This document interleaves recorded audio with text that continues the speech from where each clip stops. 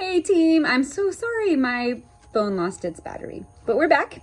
And what I was saying was that in the event that there is a positive case on campus and anyone feels uncomfortable coming, a staff member or a parent feeling uncomfortable sending their student, that we will do, the co-teachers will work together with their teachers, and the teachers will support the co-teachers in whatever way they need and can, with handouts and resources and things like that, to make sure that that co-teacher can continue on with that student if it's for whatever reason they're needing to be quarantined or don't want to be on campus. And then the same with the staff member, will help support them with a substitute or fill in for them in whatever way is needed in the event they need to stay home, either for quarantine or for just knowing that not wanting to be on campus due to knowing that there was a positive case.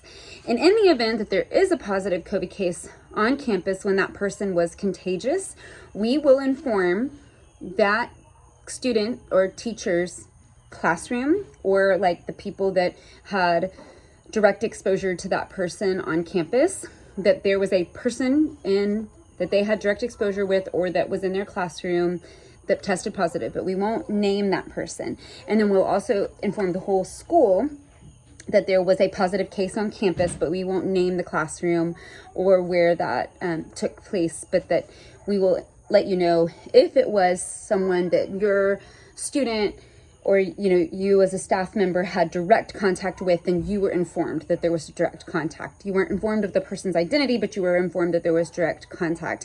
And then the whole school will, so that way you'll know if you were in a situation, you or your child, where there was direct contact, but you won't know who, and the whole school will know that there was a positive case on campus when that person was contagious. But if the person shows up and they've been gone for Thanksgiving, and the Sunday night before the next morning find out that they had COVID, they're at home because they've tested positive with COVID, but they were never in school when they were contagious, then we won't inform the school of that situation. Obviously that person will be staying home. They'll have a substitute, or that student won't be on campus, but we're not going to tell the whole school that happened if they weren't contagious when they were on campus. And then that person can just choose for themselves if they would like to disclose that information to whoever they would like to share with. Okay, and then a non-COVID or undiagnosed illness in the family. So if a family member or a student of a staff member is ill, the person who is ill must remain home. This is non-COVID. But students in that household are welcome to come to campus if they're healthy, even if the family member in the household is ill. And then again, this is always just using your best judgment. If you're like, I don't know what's going on here, we know it's not COVID, I want to keep my kids home, all of them, even if this one's healthy, because it just doesn't feel the right thing for me to send them to school, then by all means, keep them home. But if you're in a place where you have one healthy kid and one kid that's unhealthy, as long as that child is healthy, they're welcome to come to school if it is not a COVID-related illness. And that's always been our school policy before COVID. Okay, and then this is the last sickness-related thing.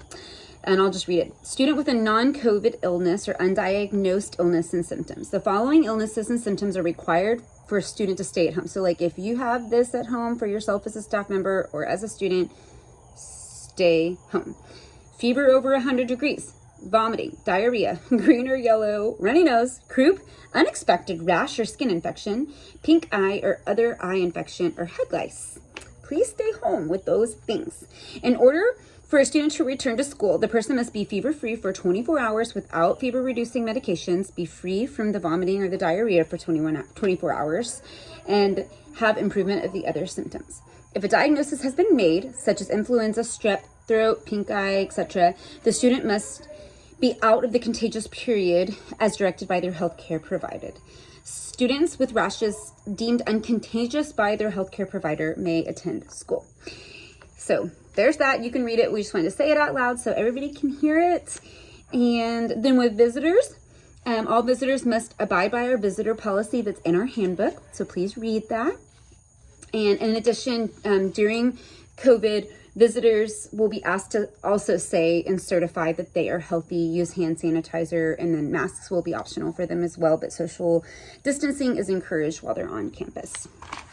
Okay, and then the last thing is if we have to shut down the school, which we really, really hope that we won't, but if it's forced on us or something like that, it is our, deep hope that we will never have to do that. But in the event that we do, we plan and expect to be able to provide all resources, support, and necessary to co-teachers in order to achieve the continuity of learning while exclusively at home. This may include altering the type or scope of activities to better suit a home environment or additional support through lessons or online resources, like video lessons or online resources. And so we're hoping we'll never have to do that. We did it before, and I don't feel like we skipped a beat, but it was definitely challenging for us, and we're believing we're not going to have to do that again. And so, again, we're trusting the Lord, we're honoring one another, and we're staying safe as a school. And we're grateful for you. And so this is what I was just reading to you is 5 pages long. And there's a place for you to sign it on page 5. And then there's also like a general liability waiver that's on page 6. And so what we're asking is that you print out page 5 and you print out page 6 and you turn it in with your student in your student's binder. Please don't hand it to the person dropping off your kid. Please don't walk in and give it to Natalie. Please print off page 5. Signed, page 6 signed, and put it in one of your students' binders. You only have to do one per family, and that will be really helpful for us. That is going to be due in 1 week from tomorrow, next month, not tomorrow, but in 1 week from tomorrow. And then if we don't have that from you in 1 week from tomorrow, we will be just reaching out to you to make sure we can get that from you.